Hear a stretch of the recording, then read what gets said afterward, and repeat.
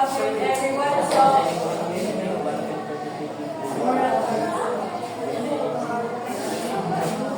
So our topic now is all about the moral character in general.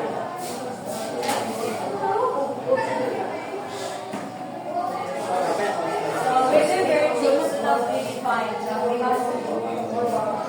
Saint Thomas investigates whether the traditional understanding of virtue derived from Saint Augustine of Hippo may appeal literal or correct. So by recognizing and complexity of virtue, ug ang mga diverse way, it can be understood we can engage in more meaningful discussion about ethics, morality, and human stewardship. We consider 6 possible objections concerning whether it is a good quality, whether it is a quality of the mind, whether it is enabling us to live rightly, whether it is possible for it to be employed badly, and whether it is good about in us or God. So, para masolve ni si St. Thomas nagkuhan siya, para masolve ni ng problem, nag-work siya, work out the formal, material, final, and efficient cause of virtue. So, sa material causes na ikuha niya ang not applicable to virtues. Ngunit siya ang virtue na dili siya physical object with material components, but once siya ngunit siya ang habit or disposition of the soul.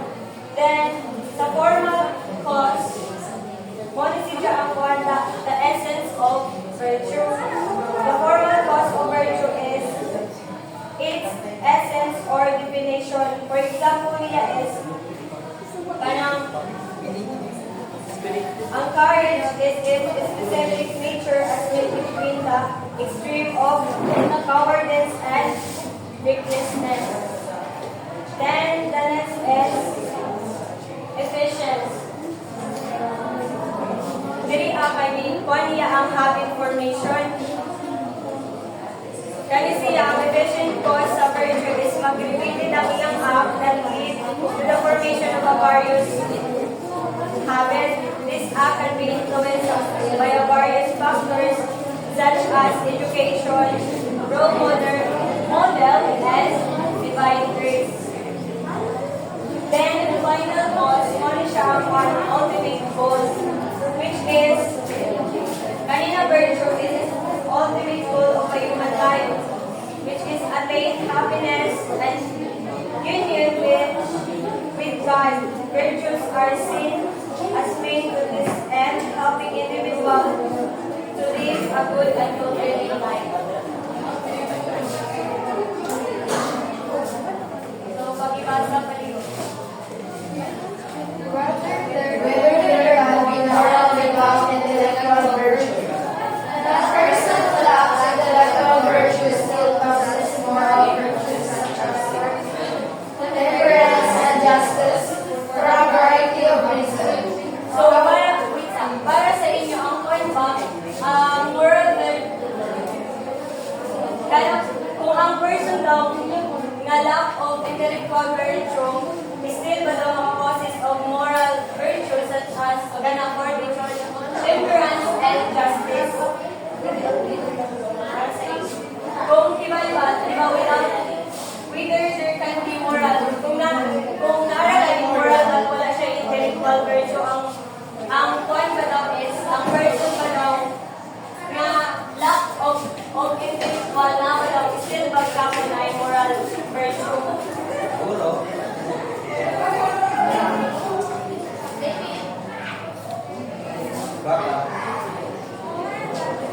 So, may St. Thomas, ang iyang ikuan is, ang moral virtue daw, dili siya mag-exist kung wala intellectual virtue. Particularly, the virtue of sa prudence, kay when we say prudence, muna siya ang ability kay na mag-discern kung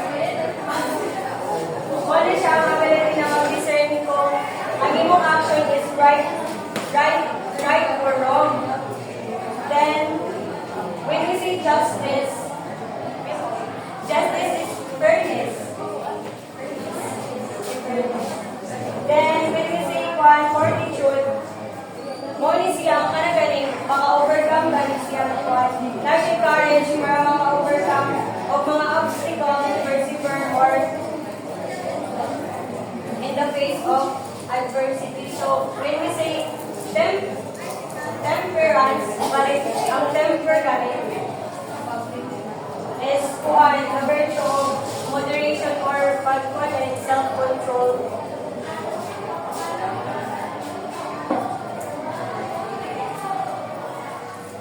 Tapos, niya si St. Thomas na kuhan, ang moral virtue of intellectual virtue are in connected siya. Kay kuhan daw, if it's possible daw to have a degree of intellectual virtue without moral virtue, it's not possible to have true moral virtue without the guidance of intellectual virtues, especially sa prudence. Kaya si prudence mo na siya ang nag-discern sa isa ka tao para magbuhat kung sakto or mali.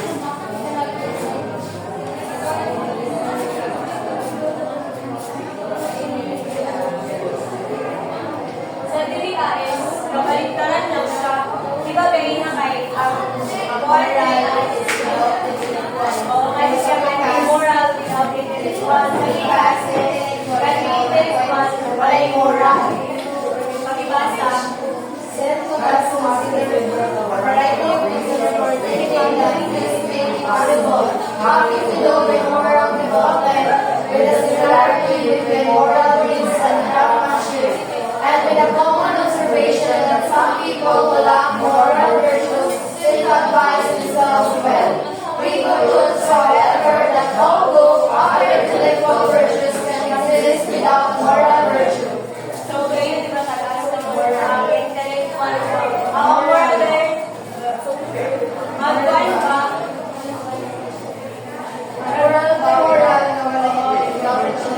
Ay, na person daw na still ba daw natin moral virtue? Tapos sa dili na sa, ibali na sa dato, kung kuhan ba, kung ang isa ka tao daw, kung na intellectual virtue, pwede na ba kung wala siya yung moral virtue? Say,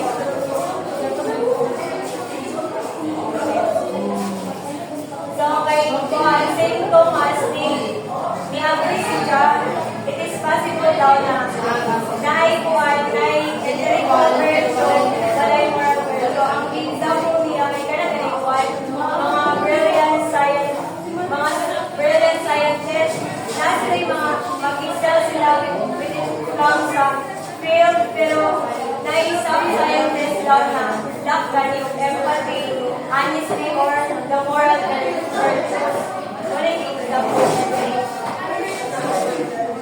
Tapos, ano siya din na, importante daw na inulit na that while moral, intellectual virtue alone may not guarantee moral goodness. So, kung nakuha, kung ang nakuha na nag-exist siya, intellectual, wala yung moral virtue is talaga yung mga, wala na galing maayo ng mga buhan. Tapos,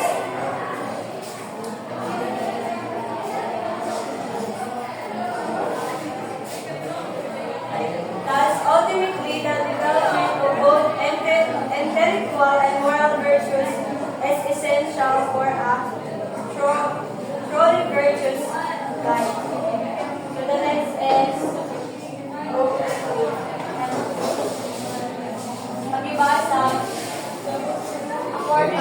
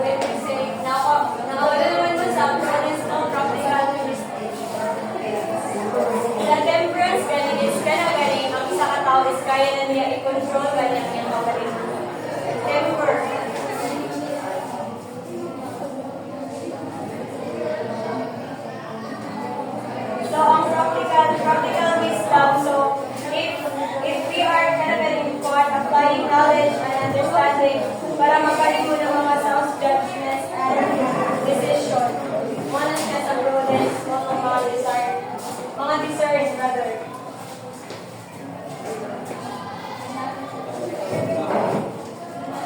Same lang siya. Basta, Some have suggested that although it is correct to think that all of the acquired moral virtues depend on a smaller number of cardinal virtues, nevertheless, certain other virtues besides prudence, fortitude, temperance, and justice should also be called cardinal. Not only virtues often paramount importance, but every other moral virtue turns out to depend on them. In particular, abundantly and patience turn out to be aspect of the cardinal virtue of fortitude, and humanity turns out to be an aspect of the cardinal virtue of temperance. So, kay St. Thomas, nag-argue si John o kuhaan sa atong 4 kanina which is na modo na ang fundamental kay maka-address ko siya ang primary aspects sa human nature and sa behavior sa tao.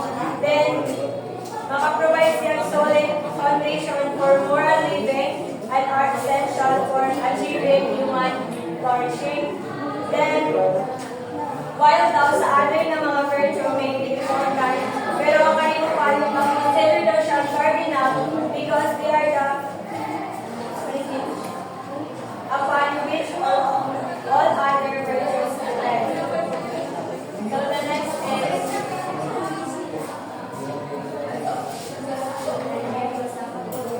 whether there are any theological virtues. Besides the 4 cardinal virtues, the classical tradition had identified 3 theological or spiritual virtues, which is the faith, hope, and charity, or what we call love. So sa faith, muna siya ang the belief in God and divine revelation.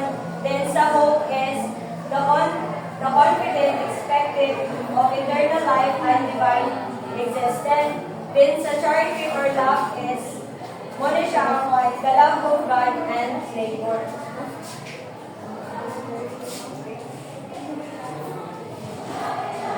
Kanin siya is, na-consider siya na sa theological virtues kay muna siya ang infused by God and are directed towards God. They are distinct from the 4 cardinal virtues which are rooted in human nature and reasons.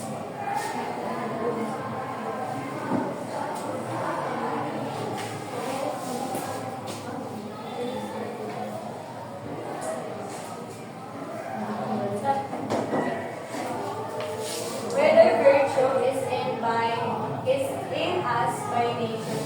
So sa inyo, from the word ka na whether daw ang virtue is nabalaw na sa ato by one sa nature natin. Paghibasa. According to Christianity, the human condition is much more complex, for although we were endowed with a creator with a good nature, this good gift is presently in bad condition. So, sa diriya kay nagikuha ni St. Thomas na duha ka virtue which is the acquired virtues.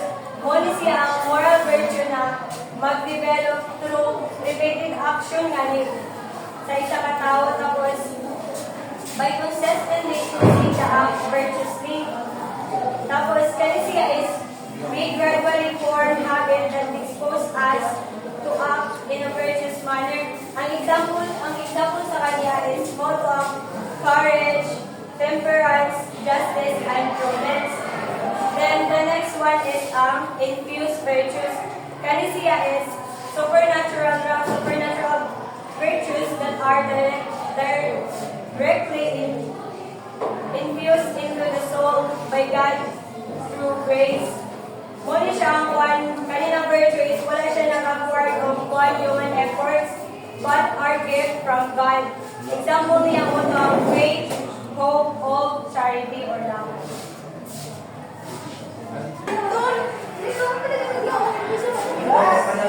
So the next is whether the moral virtues are connected with each other. Basa. Can we pick and choose among the virtues? It is possible to possess some of them without the others. The classical tradition proposes that this is impossible. If you are defective in any virtue, then to some degrees you will be defective in each of them. So that if you are serious about cultivating any of them, you must cultivate all of them. So di ba dili ka man kaya dili man na di ba kay ang isa ray ato masunod gali sa kanang virtue bali kanang may times gali na kanang ang atong decision is mamali-gali. Tapos, di ba niya siya connected with each other? So, the more moral virtue are interconnected. This interconnected is central theme in philosophy of Aristotle and Thomas Aquinas. Who both argue that the virtues are not isolated qualities but rather interrelated part of the virtue's character. So, niya nila, while the moral virtue are not isolated qualities but rather interconnected elements of a various character. By understanding and cultivating this connection, we can develop a more balanced and harmonious moral life.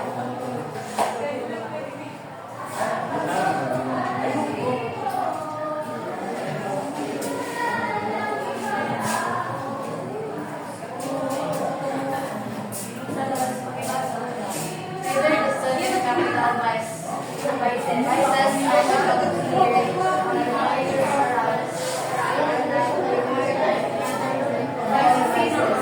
just as we must practice all of the virtues, we only develop in any of them. So we cannot let one vice into the house without opening the door wide to its brothers. The tradition has used 7 vices as capital: glory, envy, anger, sloth, covetousness, loyalty, and lust. The 7 capital vices or deadly sins.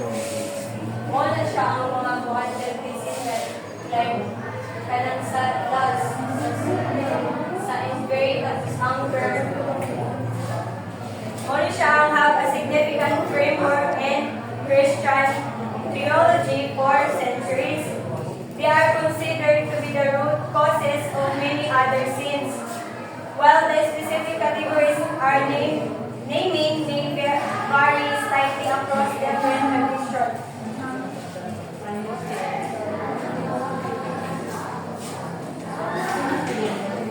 So ano siya is, ma-develop siya in a specific time and place, and the relevance may vary in different contexts. Then, ang value sa aning 7 capital vices lies in their ability to help individuals reflect on their own behavior and strive for moral improvement. By understanding the roots of sinful behavior, individuals can work to cultivate virtuous habits